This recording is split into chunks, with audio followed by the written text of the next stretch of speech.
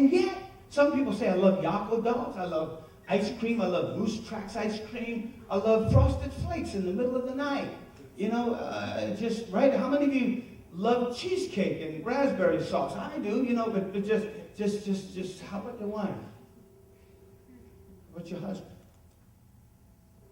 You love them? And if you've been ministering as long as I've been preaching, you will know that every answer I heard, the root cause to finding that healing, that peace, that joy, that knowledge, that God's will, is knowing appropriate love. When you know that, these things start happening for you. Are you follow me? Does anybody follow me? Knowing the love of God. 1 Corinthians chapter 13, please, in verse 1. 1 Corinthians chapter 13. I want to talk to you about this for a couple of weeks. I want to teach about it. I want you to write some things down that may stir your heart. It may make you think, what's going on? What do you mean? What's happening with this? Here, I want to take you on a little journey here. Though I speak with the tongues of men and of angels, but have not love, I have become sounding brass or a clanging cymbal. Folks, what does that mean? Basically, you can be, Sister Ruthie, I saw yours. I was taking it away. This one is yours too? I can break this one. I'm not going to break this.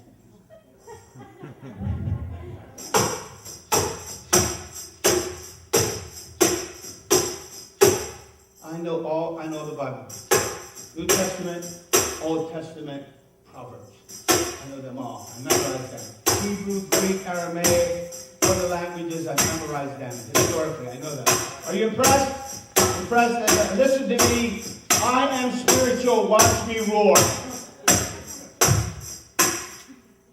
Says you're a clanging cymbal, man. Are you following me?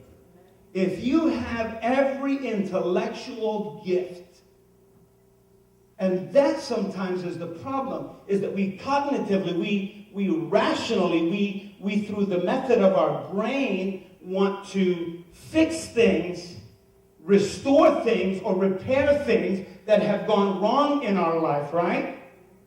So we say, this is what I'm going to do. I'm going to do this and this and this, and I'm going to learn this and this and that, and I'm going to learn this and this and that. And I found that, 80% of people who study psychology are cracked up because they're trying to heal themselves. They're trying to find out, why does my brain think the way it thinks? They last about 10 to 15, 20 years in service, and then they burn out. It's true. Check that out on the internet. Them and dentists. I'd kill myself if I were looking in your mouth too. It was a joke. But listen to this here. Point number 1, if you want to write it down. If I speak in the tongues of men and of angels, but have not love. Here you go. Love. Everything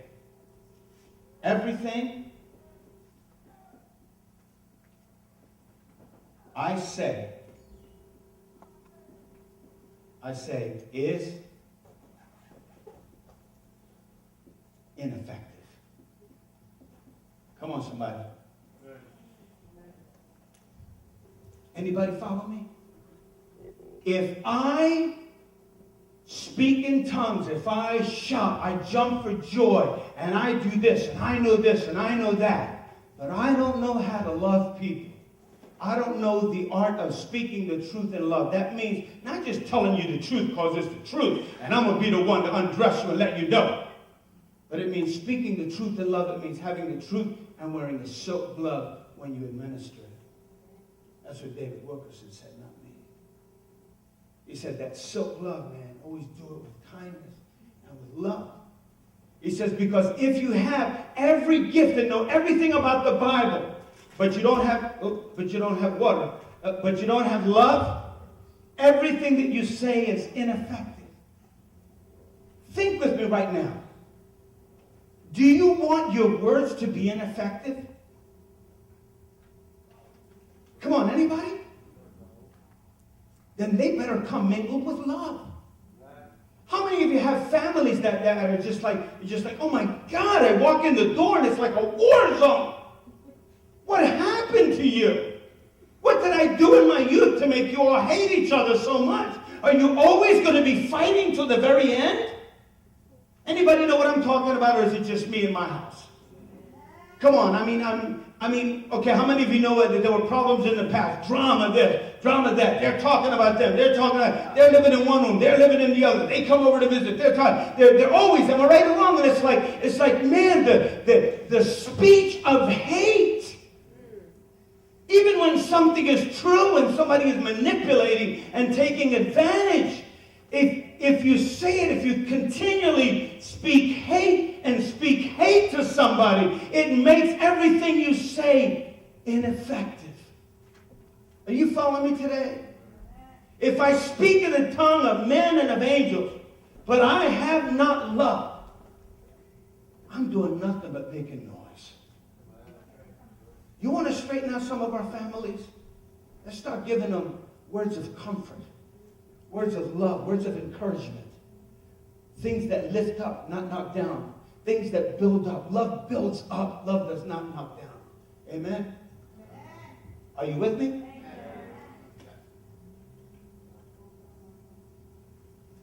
You ready? The second one I want to share with you is this. Here's my glasses.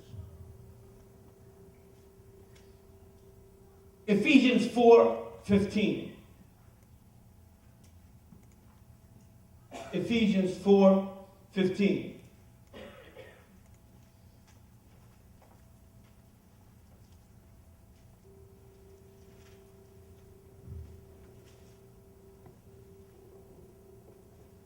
Speaking the truth in love, that you, by speaking the truth in love, may grow up in all things into him who is the head, even Christ. You follow me? If I have the gift of prophecy and can fathom all mysteries, but have not love, I have nothing. Knowledge puffs up, but love builds up. Let me share the second one. Speaking the truth in love. Take me to 1 Corinthians 8:1. 1 Corinthians 8:1. I'll show you this. We'll give you the second point.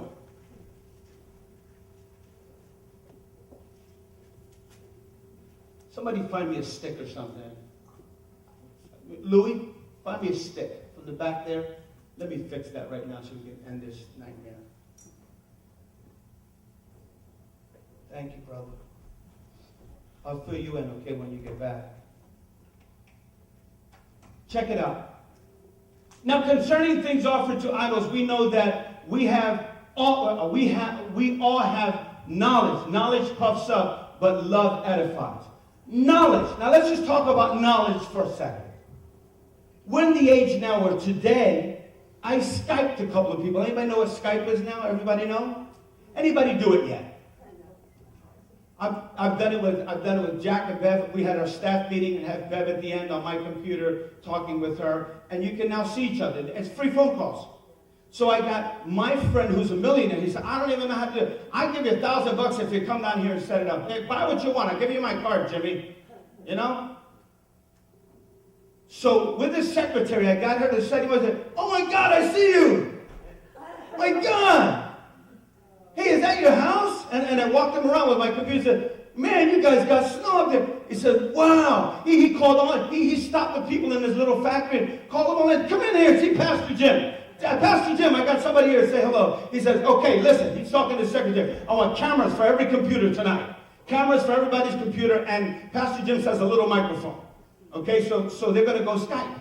He says, we can talk to people. We're going to buy. Now, Turner Roofing is going to send their customers a camera that says from Turner Roofing Company.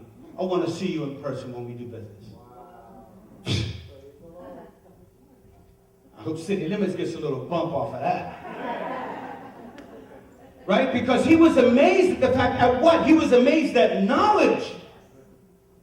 You mean I got all this money? My kids all know Skype. They all have Macs. They all have this. They have networks. They do this and that. And no one's brought me up to speed with this on an iPhone. He can show me what they did on the roof. Me, 65, I can't get up on the roof anymore. And my guys can show me. My foreman can now show me what's being done. And I can say, that's not enough. In my day, we did more by 3 o'clock in the afternoon. He's saying, I want Skype. I want the camera. Give me the iPhone. They get everybody one. Everybody gets microphones and cameras.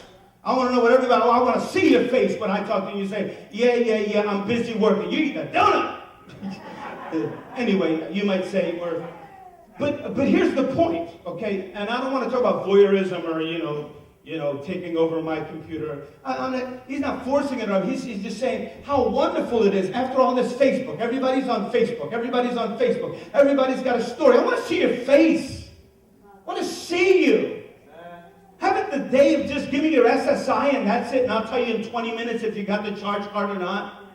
I mean, they don't even want to hear my story anymore. The numbers will tell us if you got the card. And we've gotten to the place where we have so much knowledge. I mean, we're now in the year 2010. Knowledge has come to the place to where, listen, all of you have a cell phone? We really don't need home phones anymore, right? Right? My kids don't even know what a rotary phone is. They've seen 8 tracks on movies. James Bond movies. They think, wow, that's weird. My kid bought a stereo, a record player at a yard sale. He says, I'm going to keep this forever. It'll be worth millions. Timothy, 25. A record player. He's never seen a record. A 45. He did not know what to do. A 45 was a frisbee to him. But so much knowledge. Every night, these kids are back. Now they're making farms. They're having cows. I don't know, people are selling them chickens. They're doing everything on Facebook. Dad, look, I've got a farm too. I'm like, good. Could you get a job now as well? Good. I'm glad you're doing farming. Could you plant a few seeds and sell some crops and bring some money into this house? I've got a virtual farm. I've got a virtual friend. Now, pretty soon, I'm going to have a virtual sex relationship too. That'll still be sin. And that'll still be sin. So now, you know what? I'm not used to it. Are you following me? So look, if I had the gift of prophecy, if I can fathom all the mysteries, every mystery, all the knowledge, if I had, every update on all the knowledge, everything updated, more knowledge, no even more, no more. Pastors today can know more than pastors knew 20 years ago by virtue of information availability. Are you following me? Which means our sermons have to be on the edge. I mean, they got it right on the edge because you know more than the average person knew 20 years ago too. And don't have a master's degree. But with what you know now, they got a master's degree. Hello, anybody listening? Listen to me. If I know all things, and if I have all knowledge, but I don't have love, all I know is incomplete. Somebody say amen. I can know everything from soup to nuts to ABC to the A to Z to everything. I can know everything. If I don't know love, I don't have a true grasp of what love is. Most of you think love is sex. Love is being touched. Love is touching. Many of us grew up with different definitions of love, different thoughts, different feelings, different things. Am I right or wrong? Do we all have a different concept of love? There's one concept of love. How about if our aspiration could be, I want to be healed. I want to have joy. I want to have peace. I want to know the will of God. And I want to know it all through the context of first knowing the pure and the true, unadulterated love of God that sets me free. The love of God that lets me know that everything that has ever happened to me has happened for a good purpose so that I might become the wonderful, awesome, powerful person that I am today. So that today I could thank the Father. So that today I could even think of the grace to be thankful and grateful for how God changed me. Everything you know, if you don't have love, becomes incomplete. You're still a failure. That's why we still feel like a failure. Because we're still, as the song says, looking for love in all the wrong places. I'll try this book. I'll try that. I'll go to that seminar. I'll go to this seminar. I'll do this. I'll do that. I'll try exercising. I'll try this. I'll try that. I'll try running. I'll try Olympics. I'll try a sport. I'll try hanging with a different class of people. I'll get a better home. I'll get a better job. I'll go back to school. And we try everything except God. What is your love? Not the love of man, not the touch of man, not the breaching of the boundaries of my soul, but what is the love of God that somebody who is so huge and so unfathomable and so wonderful that holds the sky together by the very words of his mouth, what is that love that a God so big could live in a man so little like me and then save me? And after I'm saved, I want the old kitchen back. That is ridiculous. Come on, somebody. Does that make any sense at all?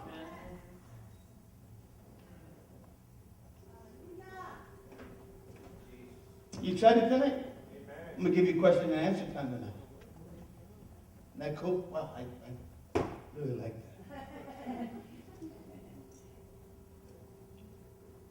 Give me verse 2. 1 Corinthians 8, verse 2.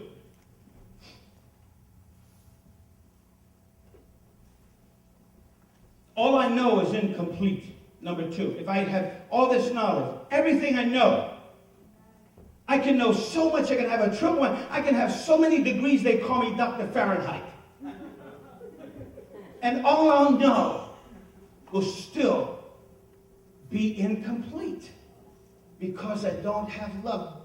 You see the emphasis that God is placing on love and the importance that it is for you to know love? Anybody here ever fall out of love? How the heck do you do that? Somebody tell me how to do that. How do you fall out of love?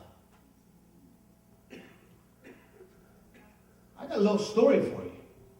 My personal feeling is, if you fell out of love, you were never in love to begin with.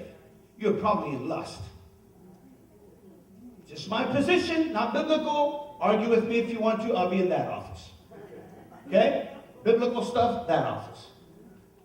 My point is if you have really loved somebody, you find out that there's a responsibility to love. And that, listen to me, you don't love a woman for 25 years if there's younger 19, 20-year-olds coming out the box looking brand new, and you still love the woman you've been with 25 years. That's because you've made a choice to love that woman. That's because love is not a feeling. And that's what we think, is that love is a feeling. Love is not. Love is an action. Love is an action. I act on what? Listen, I act on loving. I do loving. I love because that's the way God loves. It's unconditional. It doesn't matter how I feel. It doesn't matter what I know. It doesn't matter what it looks like. It doesn't matter how it ends up. I love you because God put us together. That's the way it's going to be. No matter what happens, we will finish this race together. Fall out of love with me? Take a week vacation somewhere. Find out. I mean, not cook, but I do a lot of other things you like. And we'll leave it at, and as far as Gump would say, and that's all I have to say about that.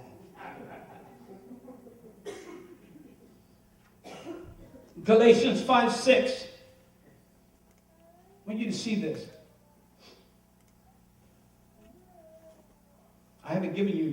3 in heaven.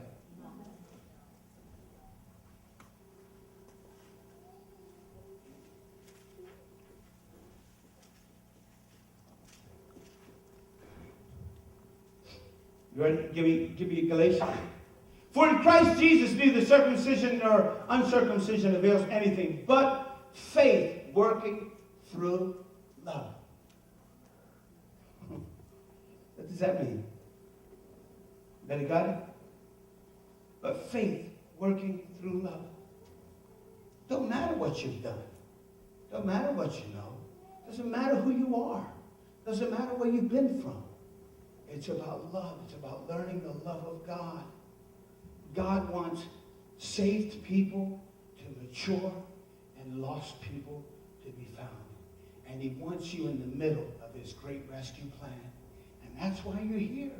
And while you're here, you enjoy the ride by being blessed if you're obedient. And it's also going to rain on you if you're obedient. But you're going to love both, the rain and the sunshine, because of your attitude of love. Are you following me? It's an attitude. Haven't you been to houses where like every day it's like, my God, can you people just get along today? Come on, am I right? Anybody, please, come on. Somebody back me up. Even if you've lived in a house like that, maybe not now, and so you can keep your hands down, but if you've ever lived in a house like that, raise your hand. We're like, do you realize that your family, there's nobody else who loves you but me? If you're going to hate me, there's nobody. You can't hate me or you have nobody. I mean, you better make a choice and make it quick. Because you're out.